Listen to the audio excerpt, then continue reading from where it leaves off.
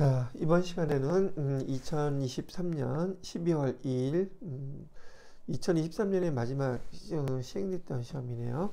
제 111회 전산회계 1급 이론 문제부터 여러분들하고 같이 한번 풀어보도록 하겠습니다. 자, 쭉 보시게 되면 이런 시험 문제 1번부터 볼게요. 1번부터 8번은 재무회계 문제죠. 지금 여기 시험 문제지 보게 되면 좀 공간이 좀 적어서 제가 여러분들 복습할 때 바로 그 문제에 해당되는 것들을 습득하시고 하시라고 좀 요약해서 만들어 놓은 PPT로 여기 보이는 문제 하나씩 띄워서 여러분들한테 설명을 해드려 보도록 할게요. 뭐 수업 시간에 다 설명한 것들이긴 하지만 수업하면서 여러분들이 그 요약된 것을 기준으로 해서 정리를 하시면 시간 좀 도움이 되지 않을까 싶어요.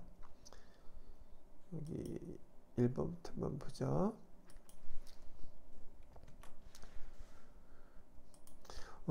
다음 중 아래 자료에서 설명하고 있는 재무정보의 질적 특성에 대해 해당되지 않는 것 찾으라는데요.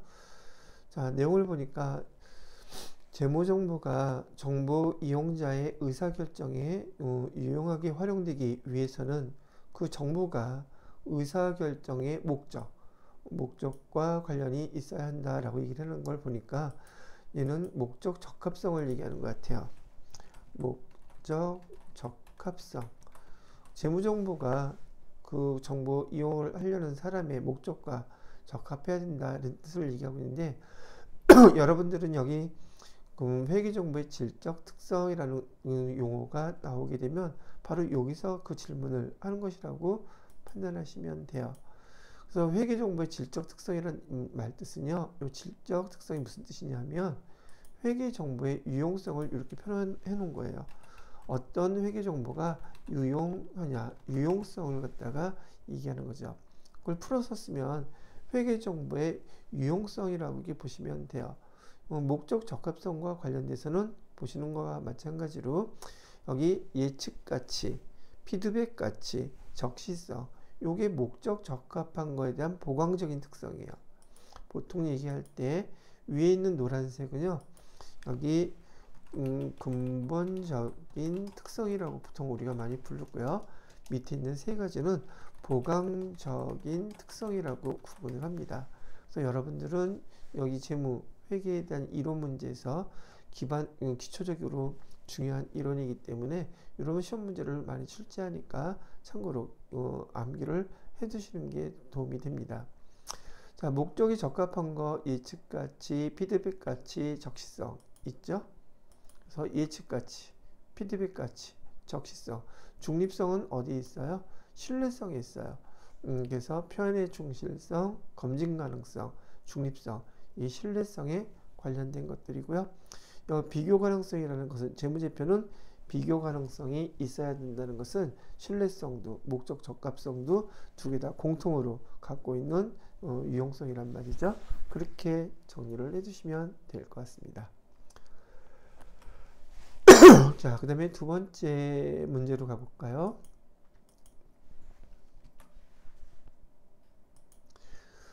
일반 기업회계 기준에 따른 재무상태표의 표시에 관한 설명으로 가장 적절하지 않은 것을 고르라고 얘기하네요.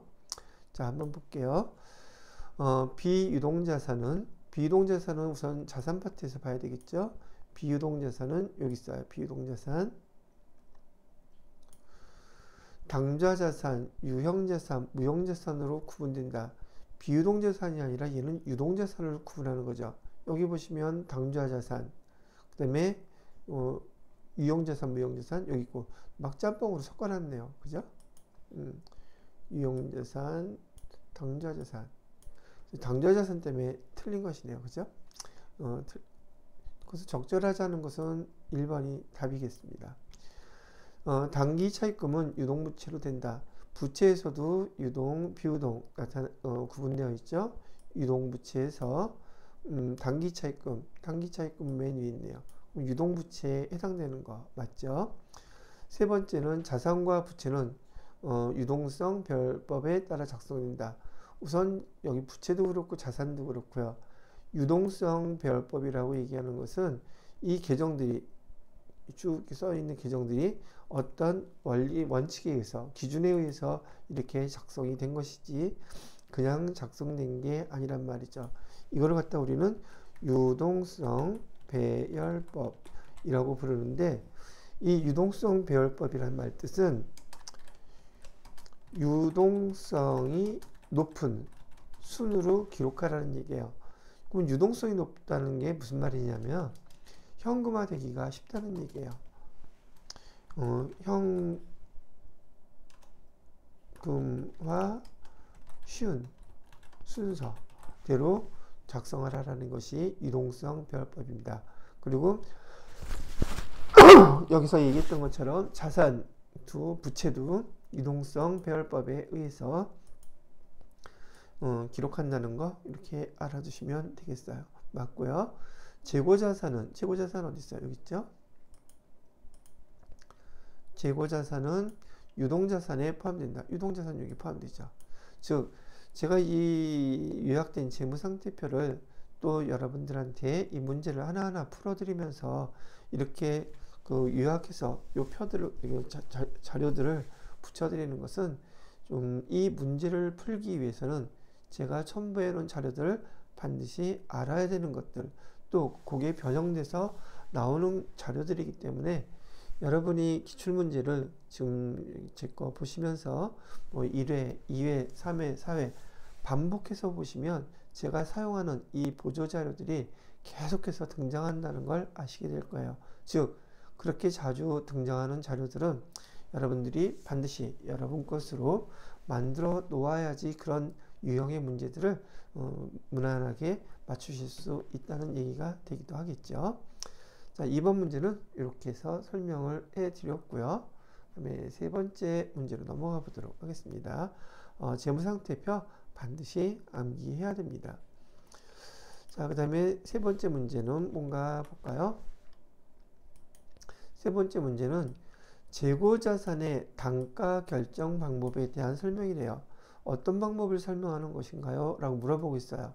일단 재고자산에는 상품, 제품, 그다음에 뭐 원재료, 제공품 이런 것들이 있는데 우선 여기 써 있지는 않지만 재고자산의 목적은 판매 목적으로 갖고 있는 것이 재고자산이에요.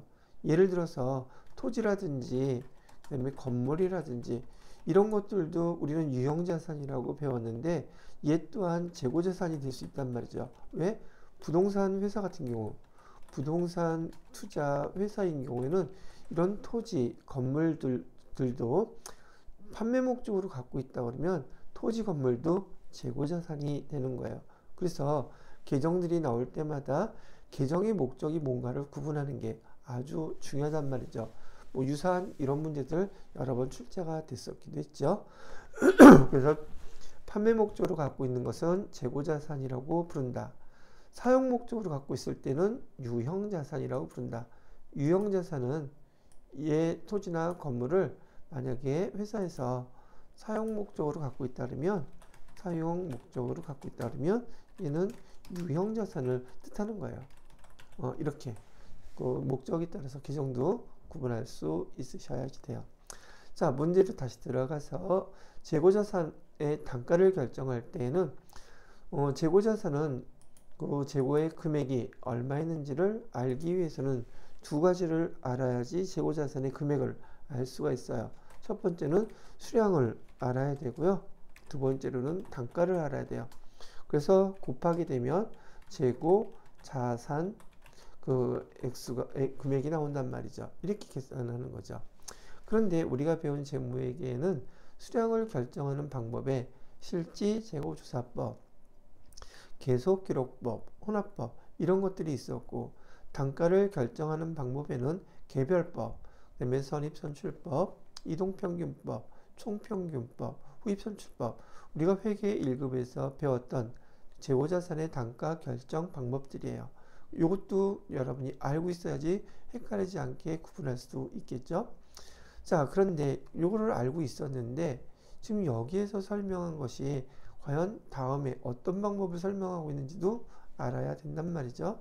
그러면 여러분이 개별법이 뭔지, 선입선출법이 뭔지 알고 계셔야지 이 내용을 읽어보고 아 이거구나 라고 판단하실 수 있겠죠. 개별법이라는 것은 모든 사각권은 재고자산들의 하나하나 개당 단가를 실제로 다 지금 실제 금액으로 결정하는 방법이에요. 그러다 보니까 물건을 사갖고 오고 그 단가대로 또 판매도 하고 판매가 이루어질 때 그러다 보니까 이 개별법은 단가 결정 방법 중에서 가장 이상적이고 그다음에 효율성이 그 재고의 관리 재고 관리 방법이 아주 정확한 방법이란 말이죠. 보통 이런 그 개별법은 어디서 사용되느냐면 대형 유통업체들에서 많이 사용돼요. 포스 시스템으로. 그래서 여러분이 이마트나 롯데마트 이런 데 가시거나 그다음에 CU 같은 매장에 가시게 되면 포스 기계로 여러분이 물건을 가져오면 바코드가 됐던 QR코드가 됐던 띡띡띡 찍죠. 그게 포스 시스템이에요. 포스 시스템은 영어로 포인트 오브 세일즈의 약자예요. 그래서 POS, 포스 시스템이라고 부르는데 이 판매 시점에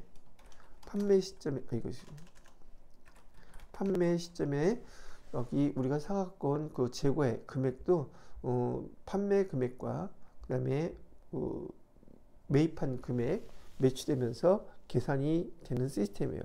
그런데 이런 포스 시스템은 전국망을 갖고 있는 이런 대형 매장들이나 가능한 것이지 일반 기업들이 이 시스템을 구축하기에는 비용이 워낙에 많이 들어서 이렇게 구축해서 사용할 수가 없답니다.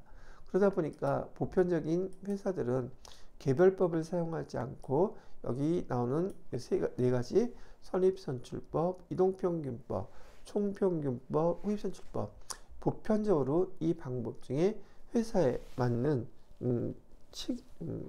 합리적인 방법을 선택해서 사용한다는 얘기예요. 자, 선입선출법은 말 그대로 선입, 먼저 들어온 그 재고를 선출, 먼저 파는 방법이에요. 그 다음에 이동평균법이나 총평균법은 재고가 들어왔을 때 뭔지는 모르겠지만 평균을 낸다 그러죠. 그래서 평균을 낸다 그래서 이를 갖다가 우리는 다른 말로 가중평균법이라고도 부르고 그냥 평균법이라고도 불러요. 통칭해서 가중평균법 또는 이를 평균법이라고도 부른다. 근데 여기서 시험 문제 나오는 대부분의 것들은 계산 문제가 아닌 한 이론적으로 나올 때 선입선출법이나 후입선출법 이런 파트를 이런 내용을 시험을 주로 많이 내게 됩니다. 자, 그 다음에 후입선출법이요. 후입선출법은 나중에 들어온 것을 먼저 판다는 뜻이에요. 그러면 수업 시간에도 여러분들한테 설명해 드렸던 것처럼 선입선출법의 대표적인 우리 주변에서 볼 수 있는 상품이 뭐가 있겠습니까? 제가 얘기해 봤었죠. 먼저 들어온 거 반드시 먼저 팔아야 돼요. 보통 이런 경우는 식료품이에요. 식료품은 오래 보관할 수가 없기 때문에 먼저 들어온 것을 먼저 팔아야 된다는 얘기고요. 후입선출법의 대표적인 그런 품목들은 보통 여러분이 많이 하시는 신상인 거. 신상이 뭐가 있겠어요? 옷이라든지, 그 다음에 그 가전제품이라든지, 여러분 휴대폰 같은 거 말하는 거예요. 그런 거라든지, 신발류 같은 거라든지, 유행을 타는 이런 것들은 나중에 들어온 걸 먼저 팔아야지 그 회사에 돈이 더 잘 많이 남는다는 얘기죠. 이익을 볼 수 있다는 얘기죠. 그래서 후입선출법을 사용하는 것들이다. 이렇게 이해로 기억을 해주시면 좋을 것 같아요.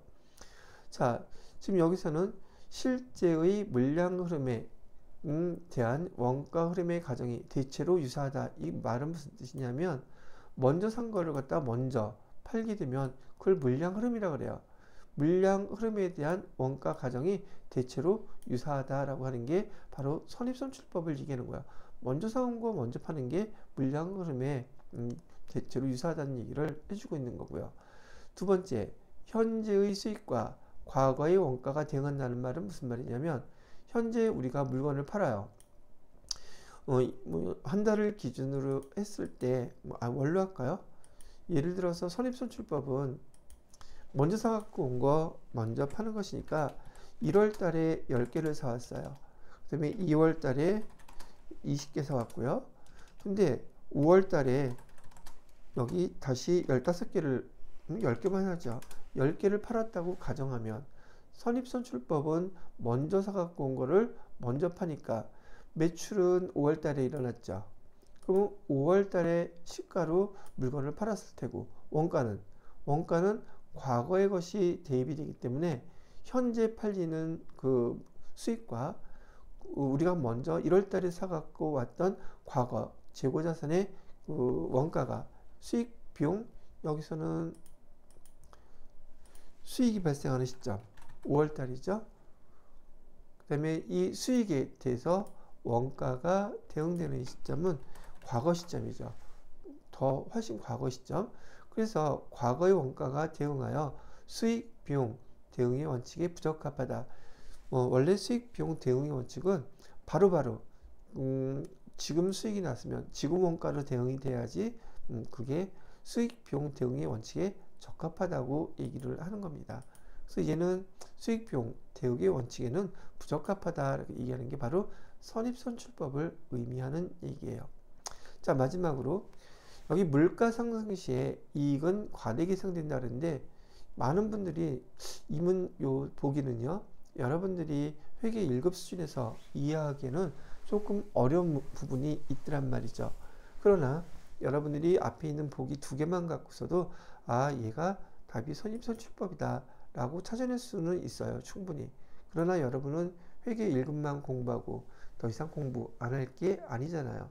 그렇기 때문에 여러분들은 이런 내용들이 뭘 뜻하는지 수업 때 설명해 줬던 내용들을 복습하면서 요거를 이해를 하셔야 된다는 얘기예요. 물가 상승 시 이익이 과대 계상된다는 뜻은 무슨 말이냐면 여기 선입선출법부터 후입선출법 여기까지는요, 이 재고 단가 결정 방법을 사용하는 데 있어서 이 방법들은 전제 조건이 있어요. 전제 조건이 뭐냐면 물가는 항상 상승한다고 하는 전제 조건으로 이 방법을 사용하는 겁니다. 지금 저기 개수로만 얘기를 했지만 보통 여러분들도 아시다시피 1월달, 2월달, 3월달, 4월달 1년 전, 2년 전, 3년 전 보편적으로요, 물가는 상승하지 하락하지 않아요. 그죠? 그런 전제 조건이 있는 상태에서 이 방법을 사용하는 것인데, 물가 상승 시에 이익이 과대 계상된다 라고 얘기하는 거는 제가 요거 상품 규정 갖고서 설명을 한번 해드려 보도록 할게요. 이걸 지우고,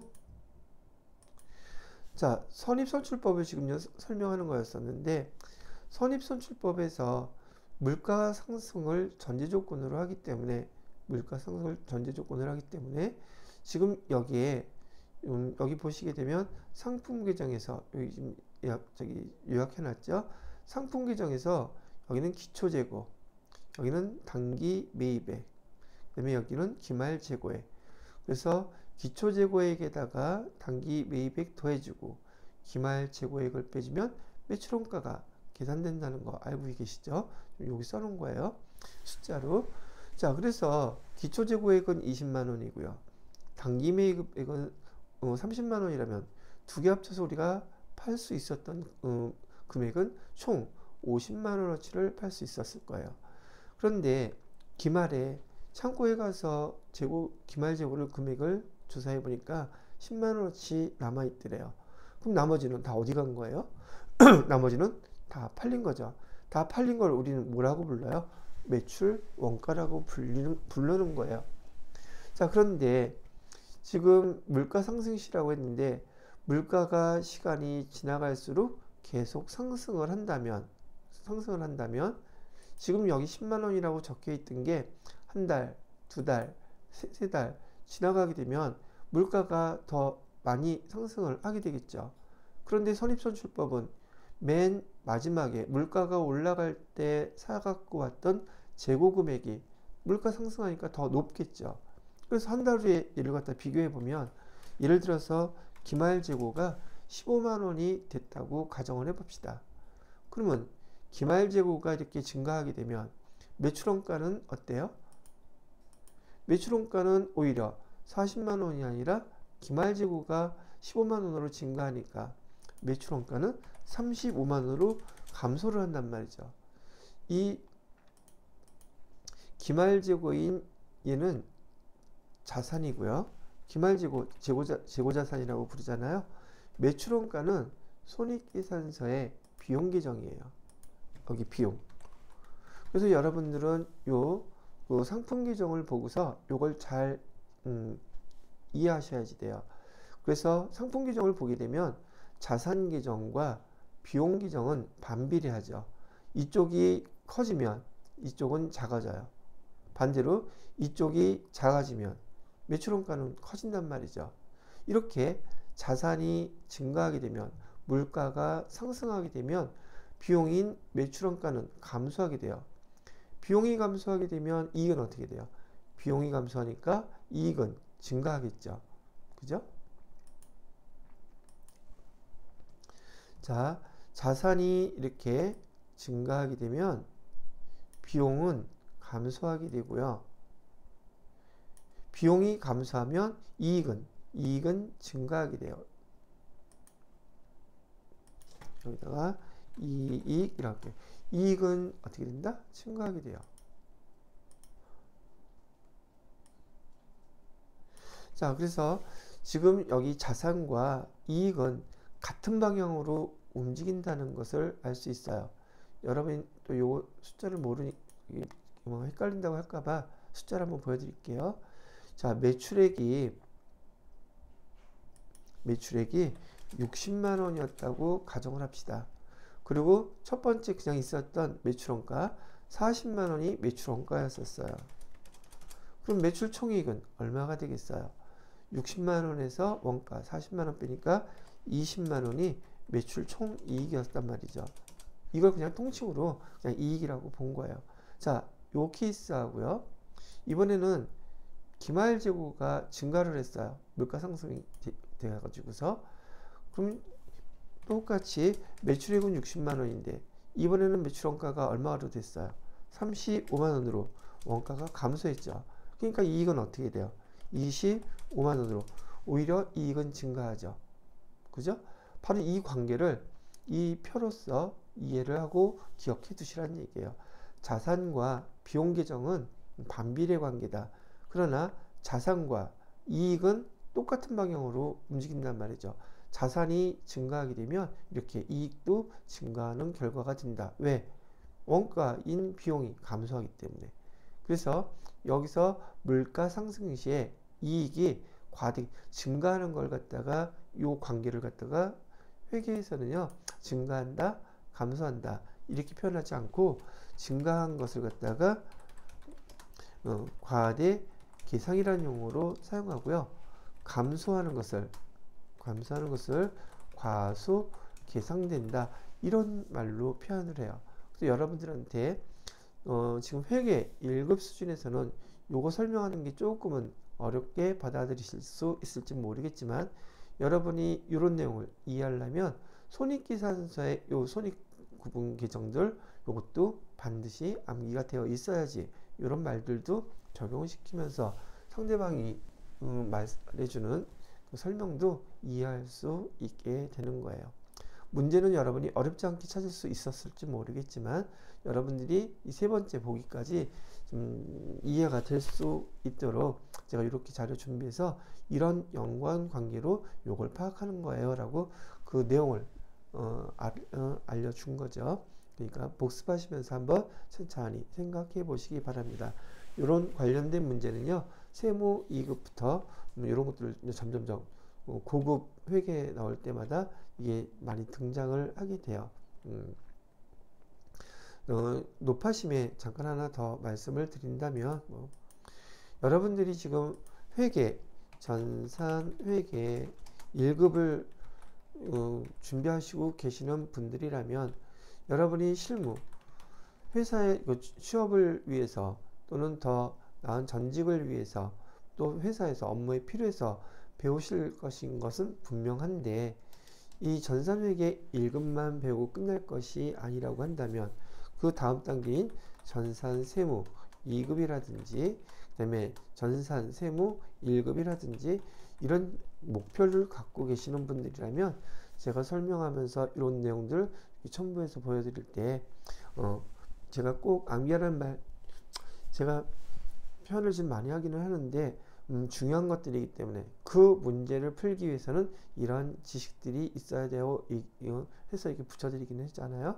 그런데 이런 문제들이 이렇게 주어진 자료들을 변형돼서 조금씩 변형돼서 나올 뿐이지, 나오는 것들은 계속 변하지 않고 출제가 되더란 말이죠.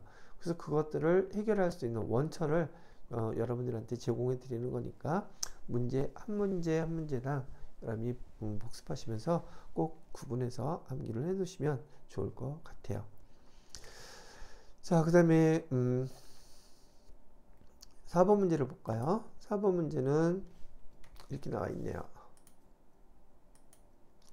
현금 및 현금성 자산에 해당되는 항목의 총 합계액은 얼마인가요? 라고 이렇게 물어보고 있죠. 그러면 현금 및 현금성 자산이 어디 있는지 아셔야 되겠죠. 현금 및 현금성 자산은 재무상태표에서 얘를 얘기하는 거예요. 현금, 당좌예금, 보통예금. 큰 통합규정에서 구분규정으로 이 정도만 구분을 해 놓았는데, 지금 제가 보여드리는 것은 여기 현금 및 현금성 자산, 얘는 당좌 자산에 포함된 것이고 거기 현금성 자산이라는 거 하나 더 추가해서 넣어놓은 거예요. 왜? 계정 자체의 현금 및 현금성 자산이라고 했기 때문에.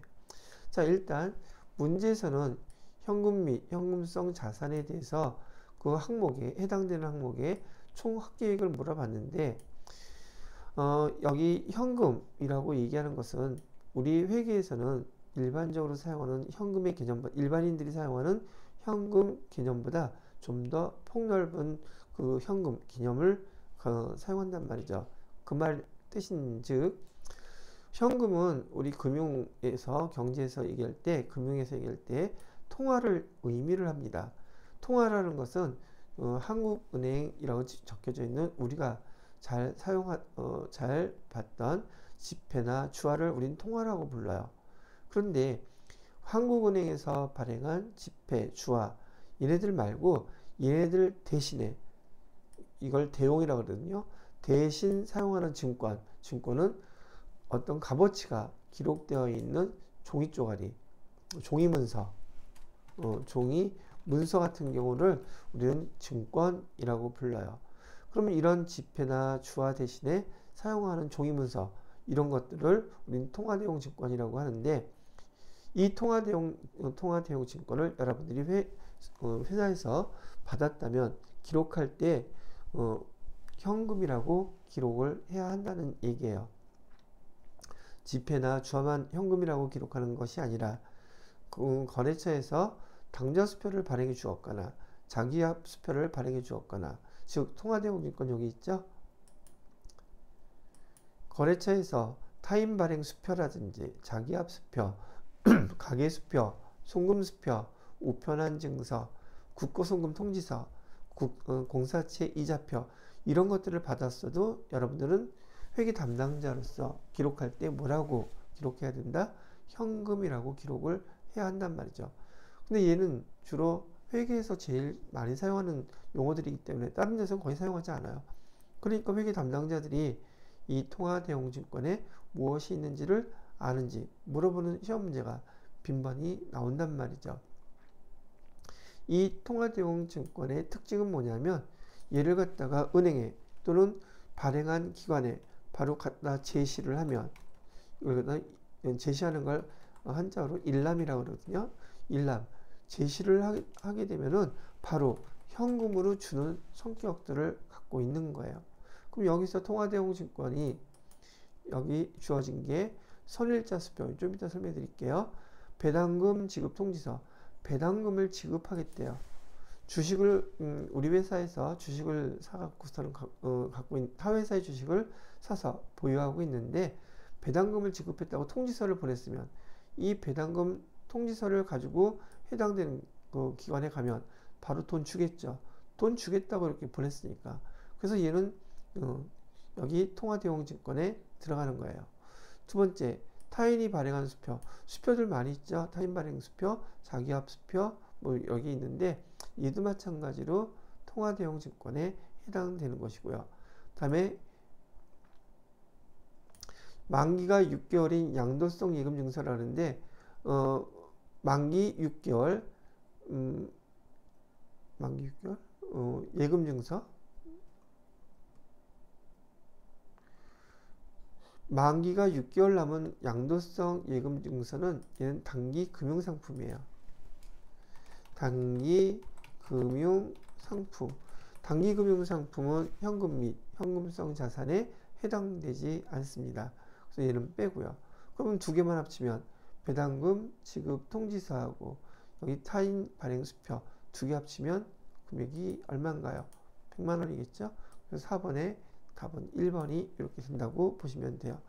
자, 요게 아까 선일자 수표라 그랬는데 여기 보니까 수표는 다 통화대용증권으로 기억하시는 분들이 있어요.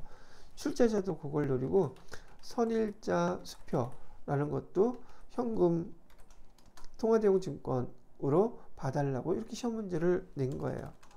선일자 수표가 뭐냐면 제가 통화대용증권은 발행한 금융기관이나 그 기관에 가서 제시하면 바로 현금 주는 거라고 말씀을 해드렸어요. 근데 만약에 얘를 갖다가 오늘이 10월 1일이라고 가정을 합시다. 오늘이 10월 1일인데 수표를 발행하면서 수표를 발행하는 날짜, 수표 발행일을 10월 20일로 이렇게 발행을 했다고 쳐요. 그러면 오늘 날짜는 10월 1일인데 수표에다가는 발행 날짜를 10월 20일로 선일자 얘를 갖다 미리 날짜를 지정해 놓고 발행을 하게 되면 이 수표를 가지고 은행에 갔을 때 그 기관에 갔을 때 돈을 받을 수 있을까요? 없을까요? 못 받아요. 왜? 이건 아직 발행되지 않은 상태인 거예요. 유효하려면 날짜가 며칠이 돼야 된다? 10월 20일이 돼야지 이 수표가 유효한 거예요. 그때 현금으로 바꿀 수 있어요. 그렇기 때문에 선일자 수표 같은 경우에는 우리가 거래처로부터 받았을 때는 받을 어음이라고 기록합니다. 의미 자체가 이렇게 된다는 얘기예요. 그래서 선일자 수표는 현금 및 현금성 자산에서 통화대용증권에 속한다, 안 속한다? 속하지 않는다. 그래서 얘는 빼버린 거예요. 선일자 수표.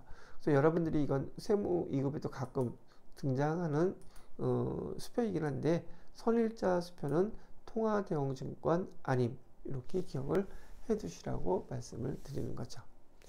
자, 이렇게 해서 4번까지 설명을 드려봤고요. 그 다음은 5번으로 넘어가 볼까요?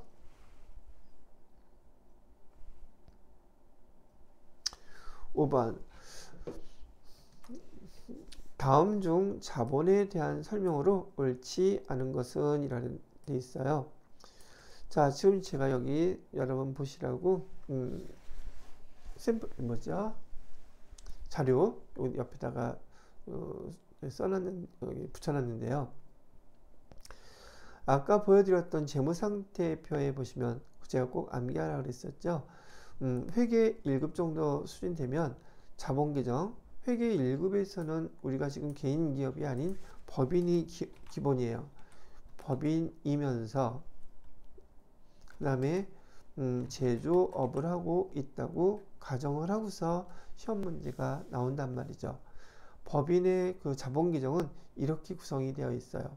그래서 아까 앞에서 보여드렸던 재무상태표에는 앞에 통합계정인 자본금, 자본잉여금, 자본조정, 기타 포괄손익누계, 이익잉여금 요 5가지만 적어놨거든요. 근데 여러분은 회계 1급, 세무 2급 급수가 올라가면 자본계정은 더 많이 출제가 됩니다. 그래서 반드시 회계 1급 수준에서 요 밑에 구분계정까지 암기를 하고 계셔야 돼요. 그래서 아까 재무상태표는 꼭 다 외우라고 말씀을 드린 겁니다. 지금 여기 제가 용어에서 통합계정이라는 용어를 사용했고요. 이쪽에 있는 거를 구분 계정이라고 얘기를 해드렸는데, 통합 계정은 뭐 다른 건 아니고요. 자, 자본잉여금이 통합 계정이에요. 뭘 통합하고 있느냐면 여기 주식 발행 초과금, 감자 차익, 자기 주식 처분익, 이 세 개를 통합하고 있다 그래서 통합 계정이라고 부릅니다. 반대로 주식 발행 초과금, 감자 차익, 자기 주식 처분이익은 구분 계정이에요. 통합 계정인 자본잉여금을 세 개로 구분을 해 놓았다 그래서 구분 계정이란 용어로 사용하고 있는 겁니다.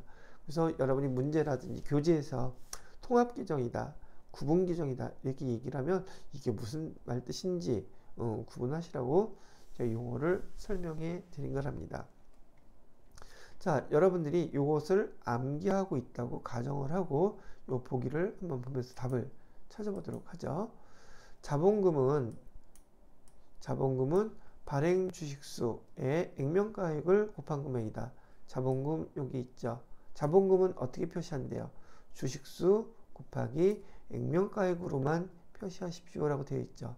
그럼 1번은 맞는 거죠. 두 번째, 주식 발행 초과금은 어디 있어요? 여기 있죠. 주식 발행 초과금은, 그다음에 감자 차익도 어디 있어요? 여기 있죠. 자본잉여금이다. 자본잉여금이 있죠. 맞는 거네요. 자, 자본조정은 여기네요. 자본조정에는 주식 할인 발행 차금 여기 있죠. 그다음에 감자차손 여기 있죠. 등이 있다. 맞는 말이죠. 1번, 2번, 3번 다 맞았죠. 자, 그 다음에 4번, 주식 배당과 무상증자는 순 자산의 증가가 발생한다. 보통 이런 항목은요, 지금 이 보기는 여러분이 세무 2급 정도에 가서 배우셔야지 아마 내용을 금방 알아들으실 텐데, 주식 배당에는요,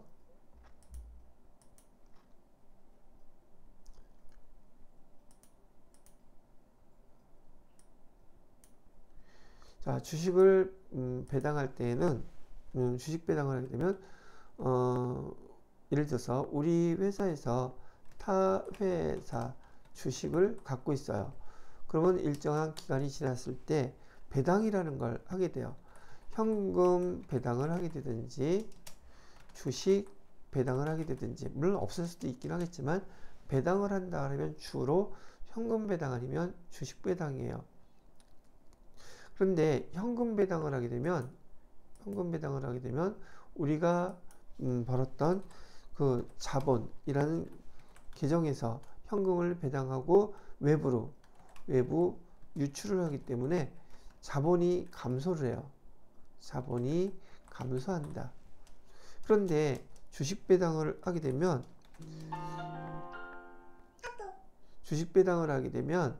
지금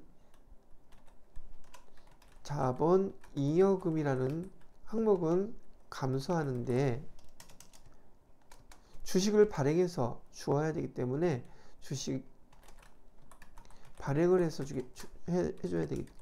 지급해줘야 되기 때문에 주식을 발행하게 되면 자본금이 증가를 하게 돼요. 그 자본금은 여기 있는 자본금이에요. 지금 제가 자세히 설명하기는 조금 시간이 걸릴 것 같은데, 지금 여기 주식 배당, 현금 배당, 이 배당은요 어디서 하는 거냐면 이익잉여금 여기서 배당하게 돼 있어요. 주식 배당도 현금 배당도 이익잉여금에서 배당을 하게 되어 있는데, 그러면 이익잉여금은 주식 배당을 하던 현금 배당을 하던 감소를 이렇게 해요. 배당을 하기 때문에. 그런데 현금 배당은 이익잉여금 중에서 일부가 감소하면서 현금으로 다른 방편으로 외부로 유출돼서 나가니까 전반적으로 자본이라는 계정은 결과적으로 감소하게 된단 말이죠. 그런데 주식 배당은요, 이익잉여금에서는 감소를 하는데 지금 주식을 발행하게 되면 자본금이 증가를 하거든요. 대신에 주식을 발행하기 때문에. 그래서 이익잉여금에서는 감소하는 대신에 자본금에서 다시 증가하기 때문에 똑같은 금액이 자본 자체는 변동사항이 없어요. 그래서 주식 배당 같은 경우에는 순 자산의 증가가 발생한다 그랬잖아요.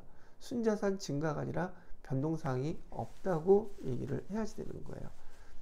여러분들한테 이 설명은 지금 좀 어렵다는 거 알거든요. 요 세무 2급에서 여기 자본 계정에 대한 내용들을 상세히 좀 배우셔야지 이 배당까지 조금 이해하기가 쉬울 텐데 지금은 이렇게 정도만 이해하고 넘어가시면 좋을 것 같아요. 여기 세 가지는 정확히 어떤 거를 봐야지 나온다는 걸 아시겠죠? 이 세 가지. 이 세 가지는 자본 계정만 암기하고 있으면 금방 알 수 있는 문제였었죠. 1, 2, 3번 맞으니까 4번은 얘가 아니겠구나라고 답을 택하셔도 될 것 같기는 해요. 혹시 자본 계정에 대해서 궁금하신 분들이 있다면 이거 세무 2급에서 설명을 자세히 해놓기는 했는데 여기 회계 1급에서 요 문제와 관련돼서는 요 정도까지만 하고 넘어가도록 하겠습니다. 자, 그 다음에 6번 문제를 보도록 하죠. 6번 문제는 손익계산서에 나타난 계정 과목으로만 짝지어진 것은 예전에도 계속 문제 풀어드리면서 수업 시간에도 설명을 해드리지만 여러분들한테 재무제표에서 가장 중요한 게 뭐라 그랬어요? 재무상태표. 그래서 여러분이 재무상태표에서 암기해야 되는 거야, 이거. 계정. 자산, 부채, 자본. 계정 반드시 암기해야 되고, 그다음에 손익계산서예요. 그 이에 있었던 현금 흐름표라든지 자본 변동표라든지 주석 이런 것들은 시험에 여러분이 세무 2급까지 거의 출제되지 않습니다. 여러분들이 실무 업무를 보더라도 대부분 업무는 다 여기서 끝나요.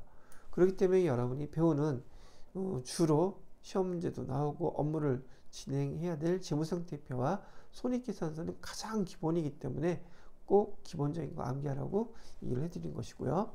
자, 또 나왔죠. 손익계산서, 이건 재무상태표예요. 여기는 손익계산서의 계정물 제가 나열을 한 것이고요.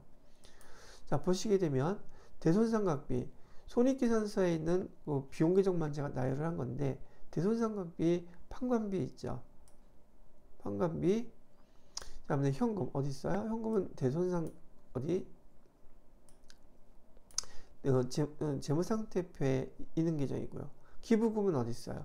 기부금은 손익계산서에 영업의 비용에 기부금 여기 있고요. 그 다음에 퇴직급여 판관비 여기 있고요. 이자 수익은 영업에 여기 비용만 나타내는데 얘는 영업의 수익이에요. 그래서 손익계산서에 얘도 들어가죠. 그다음에 외상매출금 얘는 어디 있어요? 얘는 자산 계정인 매출채권에 외상매출금 여기 있죠. 그럼 얘하고 얘가 손익계산서 계정이 아니네요. 즉 여러분들한테는 회계 2급, 회계 1급에서는 계정들을 정확히 암기가 되어 있고 그 계정을 정확히 이해를 하고 있는지 가장 많이 물어보는 형태의 그 문제들이 계정을 물어보는 것들이에요. 그래서 이런 것들이 여러분이 회계 1급에서 잘 갖추어져 있어야지 세무 2급 넘어갔을 때 설명들을 잘 이해할 수가 있습니다. 이런 기초적인 것들이 뒷받침이 되지 않으면 세무 2급에 가서 설명 들을 때 얘가 뭐지? 구분을 못해요. 그러니 당연히 설명이 무슨 말인지 알아들을 수가 없는 거죠. 말을 해도 못 알아듣는 상황이 벌어지니까 기초 단계에서 암기할 것들은 잘 암기해 놓으시기 바랍니다. 자, 그러면 답은 나하고 봐, 나봐 3번이 되겠네요. 이렇게 구분하시는 거예요. 나봐 맞나? 손익계산서에 나타나는 계정 과목으로만 손익계산서에 나타나는 계정 과목이랬네. 제가 잘못 봤네요. 손익계산서에 나타나는 것은 여기 대손상각비, 기부금, 퇴직급여, 이자수익, 그죠? 가나 이거 틀렸죠?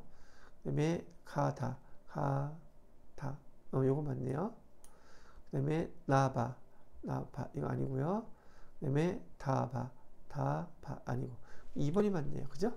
이렇게 뭐 어차피 찾는 거는 어렵지 않으시니까 구분할 줄 아는 게 필수적이다. 이런 얘기를 하는 거죠. 자, 됐고요. 그 다음에 이제 7번으로 넘어가 볼게요. 7번에 보시게 되면 12월 말 결산 법인인 한국의 기계정치 관련된 자료래요. 12월 31일 계상할 감가상각비 물어보고 있네요. 취득 연월일은 2022년 7월 1일이라고 되어 있고요. 우선 여기다 한번 써볼까요? 취득을 언제 했느냐? 2022년 7월 1일날 취득했대요. 자, 상각법은 정률법으로 하랍니다. 취득원가는 1000만원이었고요. 정률법으로 상각. 자, 그 다음에 뭐 잔존가치 주고 있는데 상각률 45%. 자, 여러분들이 정률법의 감가상각을 어떻게 하는지 우선 그걸 기억하고 계셔야 되죠. 정률법으로 감가상각을 할 때는 미상각 잔액 곱하기 정률 이렇게만 하시면 돼요. 취득할 당시에 그래서 여기 2022년 7월 12월 31일 날, 즉 취득 2022년에 취득했다고 하니까 2022년에 취득하고 그 해 결산을 하게 되면 12월 31일 때 감가상각을 한번 해줬어야 됐겠죠. 그러면 취득원가, 얘가 한 번도 상각을 하지 않은 금액이기 때문에 여기 곱하기 취득원가 자체가 미상각 잔액이에요. 여기에 몇 퍼센트를 해주라? 45% 정률 하기만 하면 돼요. 그럼 금액이 얼마가 나오나요? 450만원 나오겠죠? 안 봐도 450만원. 자, 그런데 지금 여기 이 기계정치를 2022년에 사용한 기간은 1월 1일부터 사용한 게 아니라 7월 1일부터니까 6개월이죠. 사용한 거 6개월이니까 우리가 계산할 때는 여기 이렇게 써야 되겠죠. 12분의 월할 계산해야 된단 말이죠. 6.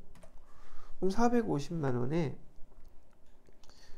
50% 나누기 2 하면은 225만원 되겠네요. 225만원 됐죠? 자, 이렇게 해놓고 그 다음에 지금 2023년이라 그랬잖아요. 1년 동안 이번엔 사용했어요. 2023년 12월 31일 시점에서는 제가 미상각 잔액이라고 그랬었죠. 자, 취득원가가 1000만원이었는데 2022년에 1000만원 중에서 225만원 얘를 갖다가 상각을 했어요. 그죠? 그러면 아직 상각하지 않은 금액은 얼마가 남는 거예요? 775만원. 이렇게 775만원 이렇게 남겠죠. 얘가 미상각 잔액이니까 곱하기 정률은 똑같아요. 45%. 이렇게 계산을 해주게 되면 곱하기 45% 하면 얼마가 이번엔 상각비가 나오나? 348만 7,500원 이렇게 나오죠. 질문은 뭐를 했어요? 근데 2023년에 계상할 감가상각비 얼마냐고 물어봤잖아요. 그러면 2023년에 감가상각비는 348만 7,500원 348만 7,500원 몇 번이 답이겠습니까? 2번이 답이네요. 이렇게 답을 해요. 근데 문제에서는 막 잔존가치도 가르쳐줘요. 여러분이 정액법과 정률법 계산하는데 그 내용을 요 공식을 정확히 모르면은 헷갈리라고 이런 것까지 알려준단 말이죠. 참고로 정액법은 어떻게 감가상각하나요? 정액법은 취득 원가에서 뭘 빼줘야 돼요? 잔존 가치를 빼주고, 그죠? 단종가치 빼주고 그 다음에 나누기 내용 연수죠. 이렇게 하게 되면 금액이 매년 똑같은 금액으로 감가상각을 하게 된다는 얘기예요.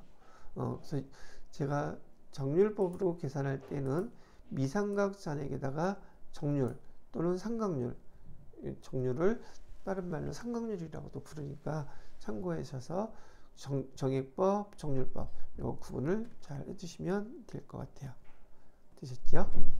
자, 그 다음에 8번 문제를 보도록 할게요. 요 아까 제가 보여드렸던 자료 계속 붙여놓고 반복하고 있죠. 자, 이번에는 손익계산서상 이거 얘기하는 거예요. 표시되는 매출원가, 매출원가를 증가시키는데 영향을 주지 않는 것은 이라고 그랬죠. 영향을 주지 않는 거예요. 그럼 다른 건 다 영향을 준다는 얘기죠. 그럼 여기서 얘기하는 매출원가 어디 있는 거예요? 손익계산서에 바로 여기에 들어가는 항목을 얘기하는 거예요. 여기에 영향을 주지 않는 거. 첫 번째, 판매 이외의 목적으로, 판매 이외래요.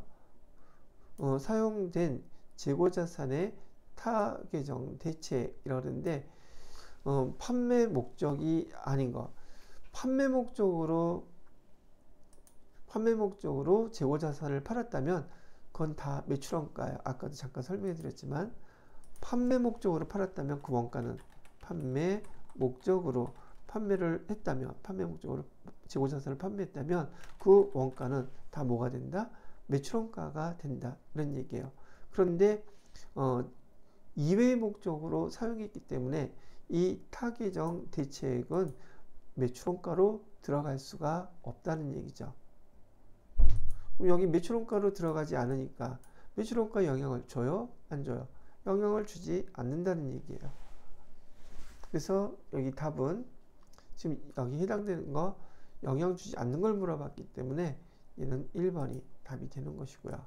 두 번째, 재고자산의 시가가 장부금액 이하로 하락하여 발생한 재고자산 평가손실. 재고자산 평가손실은 지금 얘는 저가법을 의미하고 있는 겁니다. 저가법이라고 얘기하는 것은 지금 우리 회사가 갖고 있는 재고자산의 단가하고요. 그 다음에 시가하고 비교를 했는데 우리 회사가 갖고 있는 재고자산의 금액보다 시가가 더 낮아요. 그럼 우린 손해본 거잖아요. 팔지도 않았음에도 불구하고. 이렇게 저가법이 이렇게 시가가 더 낮을 때 그 차이나는 금액 비용만큼을 우리가 재고자산 평가 손실로 기록한다. 이렇게 배웠는데 그 재고자산 평가 손실은 바로 어디에 영향을 준다? 이게 바로 매출원가를 그만큼 차감하는 계정이 되는 거예요. 뭐가요? 재고자산 평가 손실이라는 계정이 매출원가를 차감하는 계정으로 기록이 된다는 뜻이에요. 세 번째로는 정상적으로 발생한 재고자산 감모손실. 재고자산 감모손실이라는 것은 지금 평가손실은 가격, 단가, 금액의 차이지만 재고자산 감모손실은 장부에는 예를 들어서 장부에는 10개인데 지금 창고에는 실제 수량은 9개다. 하나가 이렇게 차이 나잖아요. 그럼 실제 차이 나는 수량과 차이 나는 한계, 이를 우린 재고자산 감모 손실이라고 부르는데 얘가 정상적이라고 한다면 그 차이 나는 게 우리가 정상적으로 충분히 알고 있을 수 있고 감수하는 것이라면 걔는 매출원가로 포함시킵니다. 실제로 수량이 한 개가 적더라도 한 개 그냥 팔린 것으로 본다는 얘기예요. 정상적으로 발생한 재고자산 감모 손실이라는 것은 이해가 되셨나요? 그래서 얘 매출원가에 영향을 당연히 주는 거죠. 네 번째로는 원재료 구입할 때 지급한 운반비. 원재료를 갖다가 구입할 때 운반비를 갖다가 하게 되면 상품에 다 포함시키게 돼 있죠. 원재료 금액에 운반비도 포함이 돼요. 그럼 구매한 원재료가 매출원가 계산할 때 포함이 된단 말이죠. 그렇기 때문에 얘도 매출원가에 영향을 당연히 주는 거죠. 그래서 8번은 해당되는 답이 1번에 해당되고, 보편적으로 회계 1급 재무회계 1번부터 8번까지 쭉 풀어보면은 8번 문제는 그 급수에서 풀기가 좀 약간 어렵겠다 생각하는 난이도의 문제를 내고는 하는데 이 문제가 여러분들한테 아마 그렇게 해당되지 않을까 싶네요. 자, 여기까지 재무회계 여러분 1번부터 8번까지 설명을 해드렸고요. 잠깐 쉬었다가 9번부터 원가회계죠. 원가회계 파트 녹화해서 또 설명을 해드리도록 하겠습니다.